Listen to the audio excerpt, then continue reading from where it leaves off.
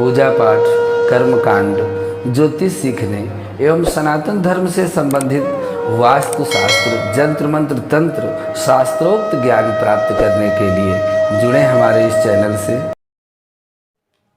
नमस्कार मित्रों, स्वागत है इस ज्योतिष शिक्षा के चैनल पर। मैं दुर्गा दत्त शास्त्री आपके लिए दिव्यतम प्रयोगों को ला करके यह संकट की घड़ी को दूर करने के लिए अथवा अपने जीवन में किए गए कर्म को सफलता के सीढ़ी तक पहुंचाने के लिए इन दुर्लभ प्रयोगों का हमारे ऋषियों ने निर्माण किया। आज हम अगर इनको अपने पूरे विश्वास के साथ करते हैं तो निश्चित रूप से हमें उनका अच्छा फल प्राप्त होता है।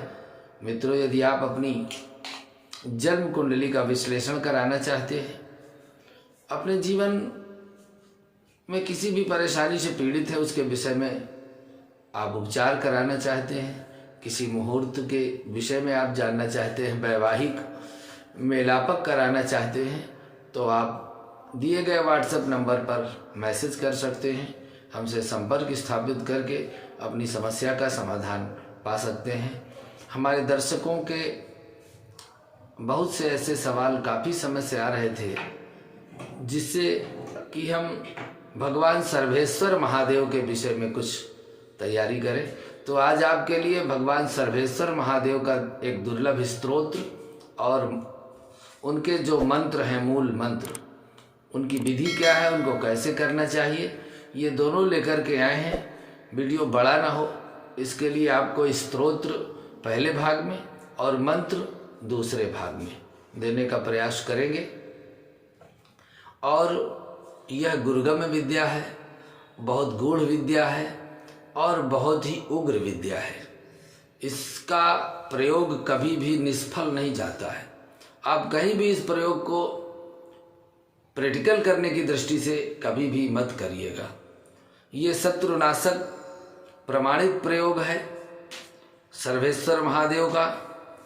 इसकी जो संक्षिप्त अनुष्ठान की विधि है, पहले उसको आपके लिए जानना परम आवश्यक है कि उस विधि को हम कैसे करें जिससे कि हमें सफलता प्राप्त हो जाए।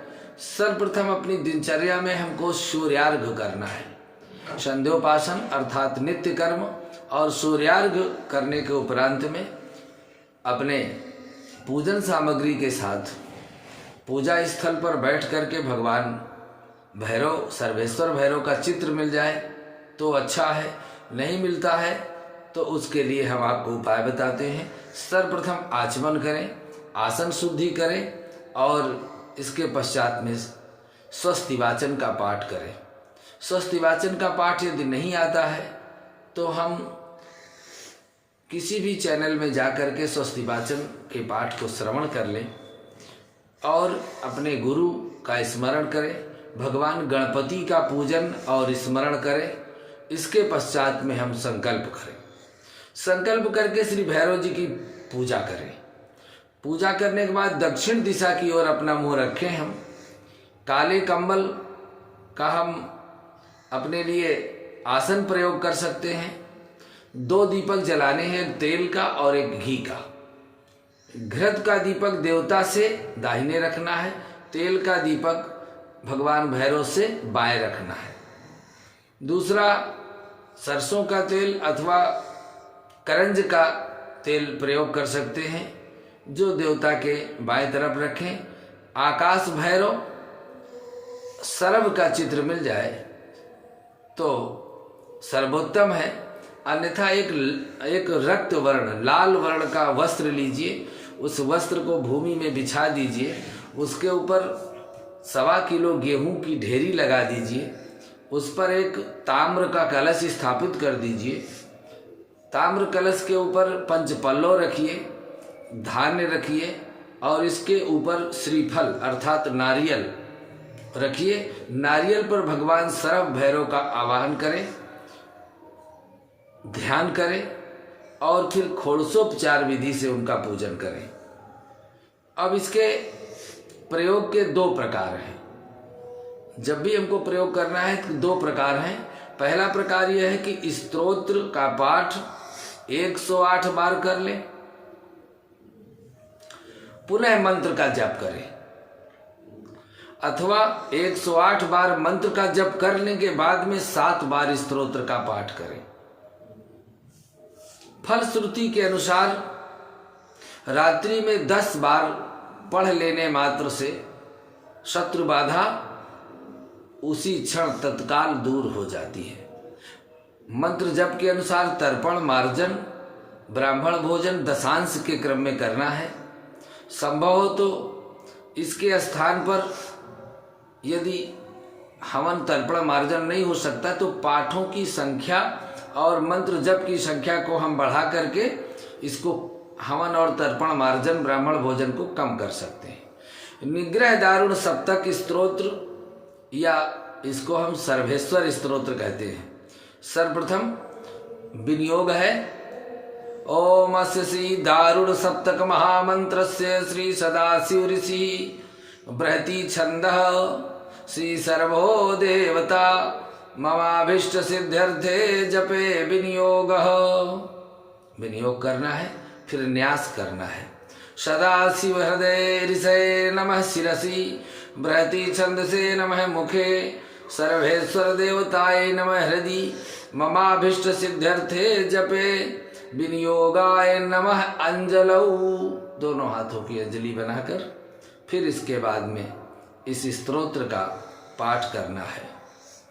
ओम आपो द्रेकाति वीर्य निखिल परिकरम तारहार प्रदीप्तम ज्वालामालाग्निघ्नस्य स्मरत नु सकलम त्वामहं शालुवेशम याचे त्वात्पाद पद्म प्रणहित मनसं द्वेषि मां यः क्रियाभिः तस्य प्राणावसानं शिव कुरु नियतं शूलभिन्नस्य तूर्णम् शंभो त्वध्वस्त्य कुंत छतरिपु हृदयान्निशस्त्रवल्लो हि औघं पीत्वा पीत्वातिदर्पं दिशि सततं त्वद्गणाश्चण्डमुख्याः गर्जन्ति क्षिप्रवेगा निखिल भयहरा भीकरा खेललोलाः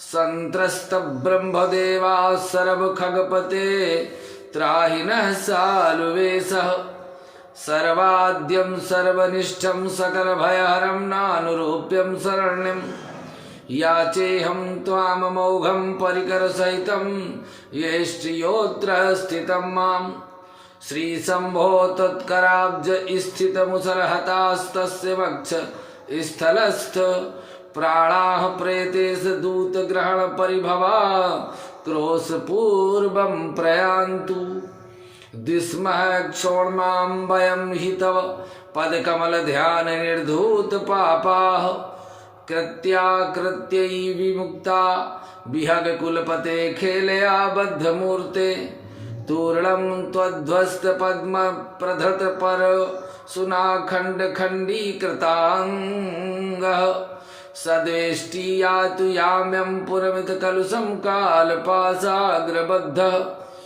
भीम श्री सालुवेश प्रणत भयहर प्राण हृत दुर्मदानां याचे पाञ्चास्य गर्भ प्रशमनं विहित स्वेच्छया बद्धमूर्ते त्वामेवासुं त्वदङ्घ्रष्टकनख विलसद्ग्रीव जिह्वोदरस्य प्राणोत्क्राम प्रयासं प्रकटित हृदयस्यारु अल्पायतेस्य श्रीशूलं ते कराग्र स्थित मुसलगदा वर्तवाताभिघाता पाताघातारियूथं त्रिसरिपुः गणोद्भूत रक्तक्षटाद्रम् संदृष्टवायोधनेज्यां निखिल सुरगणाश्चासु नन्दन्तु नाना भूता बेताल पुंगा छतम जमरी गणास्यासु मत्तः पिबन्तु त्वत्तो दृष्टाग्रसुंडा घटित विनय